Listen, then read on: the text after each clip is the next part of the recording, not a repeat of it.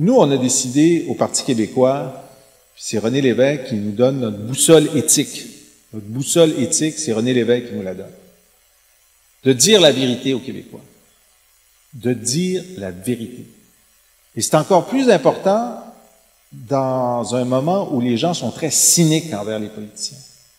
Et je les comprends d'être cyniques. Je vois plusieurs jeunes ici, là. Je vais vous dire quelque chose qui va vous choquer. À part une brève période de pouvoir du Parti québécois, les libéraux sont au pouvoir au Québec depuis avant l'invention de Facebook. Il y avait un moment où Facebook n'existait pas, OK?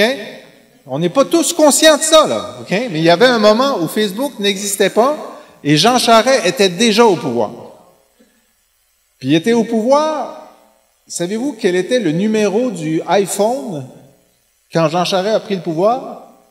Il n'y en avait pas d'iPhone quand il a pris le pouvoir. Il n'y en avait pas, OK? Ça fait tellement longtemps qu'il est au pouvoir. C'est incroyable. Bon, le téléphone, il existait. Ça existait. Quand il a pris le pouvoir, ça, c'est vrai. Ça existait. La télé couleur aussi. Non, mais des fois, pour les gens qui viennent d'arriver, ils ne savent pas comment serrer les problèmes, là, mais ça, c'est le cas. Mais donc, toute la génération qui a grandi ou qui est devenue consciente de la vie politique, qui vit depuis 15 ans sous les libéraux, je les blâme pas d'être cyniques. Je les blâme pas de penser que les politiciens, c'est des gens qui rompent leurs promesses. Ils regardent ce qui s'est passé en éducation, en santé, sur la langue, sur la justice. Sur la justice. Il y a tellement de délais qu'il y a des accusés de crimes graves qui sont libérés dans la nature parce qu'il y a eu des délais. Alors les Québécois regardent ce qui est fondamental dans notre société, éducation, santé, justice, identité, langue, puis ils disent, ben écoute, c'est fragile tout ça. Puis là, vous autres, là, Nicolas, tu veux qu'on devienne un pays souverain alors que ce qu'on a, c'est fragile? Puis Nicolas dit, ben, justement, on va prendre un petit peu de temps. On ne fera pas ça dans le premier mandat. Excellente remarque, Nicolas. Excellente remarque. Mais il faut y arriver. Il faut y arriver. Alors, François Legault, lui, a quitté le Parti québécois. Je ne sais pas si vous êtes au courant dans la région ici.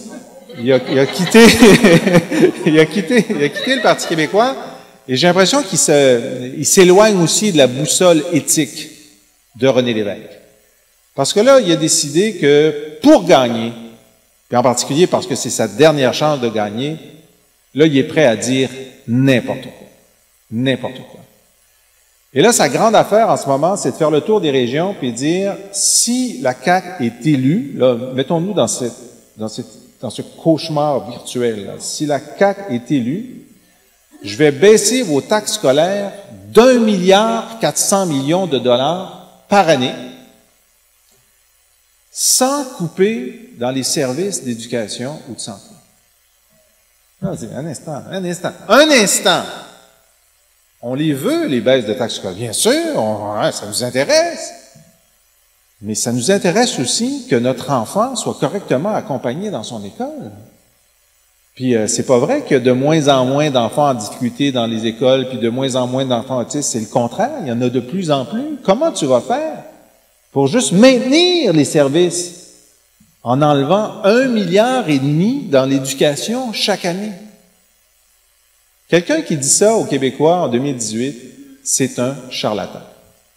C'est un charlatan. Ça ne se peut pas. Alors, les gens qui se disent, ouais, mais vous savez, les gens, dans le 450 en particulier, il faut leur promettre des sous. Sinon, ils viendront. Nous, d'abord, on a trop de respect pour les électeurs du 450 puis de la Naudière, et on a trop de respect pour la vérité, pour aller dans ce sens-là. Puis franchement, ça me met de très mauvaise humeur quand j'entends ça. Puis, on n'est pas juste visé ici dans la région, là. Quand il va à Québec, puis qu'il leur dit qu'il va construire un tunnel, un troisième lien, coûte que coûte, puis qu'il va commencer à le construire d'ici 4 ans, puis tout le monde sait que ça se peut pas. Il est pas fou à temps plein, François Legault. Il sait que ce qu'il dit, ça se peut pas. Mais il fait un pari. Il fait le pari qu'il y a des gens qui vont le croire. Puis nous, au Parti québécois, on fait le pari de l'intelligence des électeurs.